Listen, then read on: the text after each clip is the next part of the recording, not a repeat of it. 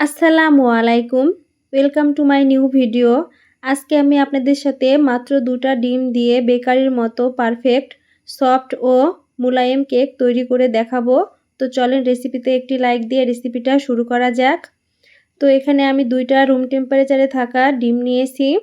এখানে 1/3 কাপ চিনি গুঁড়া, চিনিকে ব্লেন্ডারে গুঁড়া করে নিয়েছি। এবার এর মধ্যে 1/3 কাপ রান্নার রেগুলার সয়াবিন তেল দিয়ে দেব। এবার একটা হ্যান্ড উইক্সের সাহায্যে সমস্ত উপকরণগুলোকে ভালো করে মিশিয়ে নেব। যেহেতু এটা স্পঞ্জ কেক নয়, সেহেতু এখানে ডিমকে কোনো ফোম তৈরি করার দরকার নেই, জাস্ট চিনিটা গলে গেলেই হয়ে যাবে। তো আমি প্রায় 10 মিনিটের মতো ফেটিয়ে নিয়েছি। এবার শুকনো উপকরণগুলোকে দিয়ে দেব। এখানে 1 কাপ আটা দিয়েছি, 2 টেবিল চামচ কর্নফ্লাওয়ার, 2 টেবিল চামচ গুঁড়া দুধ। অবশ্যই গুঁড়া দুধটা দেওয়ার চেষ্টা করবেন। এবার সমস্ত উপকরণগুলোকে আমি চেলে নেব, অবশ্যই এই স্টেপটা ফলো করবেন। তো এবার একটা হ্যান্ড উইক্সের সাহায্যে আমি শুকনো উপকরণগুলোকেও ডিমের এই মিশ্রণের সাথে মিশিয়ে নেব। তো এ পর্যায়ে এই ডোটা এরকম শক্ত অবস্থায় আছে। তো এ পর্যায়ে আমি 3 থেকে 4 টেবিল চামচ জাল করা তরল দুধ দিয়ে দেব। এই দুধটা দেওয়ার সময় কিন্তু ঠান্ডা করে দিতে হবে।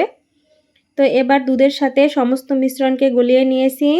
এবার এখানে 1/2 টেবিল চামচ ভ্যানিলা এসেন্স দিয়ে দেব, যাতে ডিমের গন্ধটা কেকের মধ্যে না পাওয়া যায়।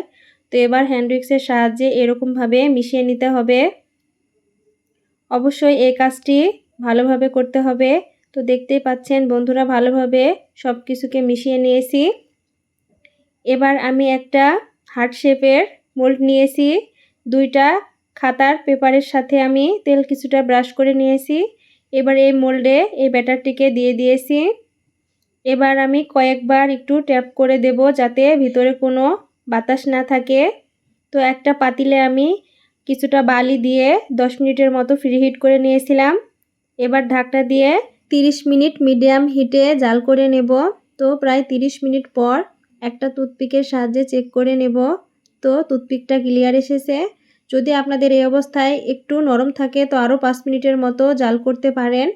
তো এবার আমি এখানে সুগার সিরাপ দিয়ে দেব। এই সুগার সিরাপটা আমি 4 টেবিল চামচ চিনির সাথে 8 টেবিল চামচ পানি দিয়ে জাল করে তৈরি করে নিয়েছি। তো এবার ঢেকে রাখবো প্রায় 10 মিনিটের মতো। 10 মিনিট পর কেকটা সম্পূর্ণ ঠান্ডা হয়ে গেছে। এবার এরকমভাবে ছুরির সাহায্যে আমি কেকটাকে মোল্ড আউট করে নেব। তো এবার একটা প্লেটে কেকটাকে উল্টিয়ে দেব। দেখুন বন্ধুরা, কতটা ইজিলি মোল্ড আউট হয়ে যায়।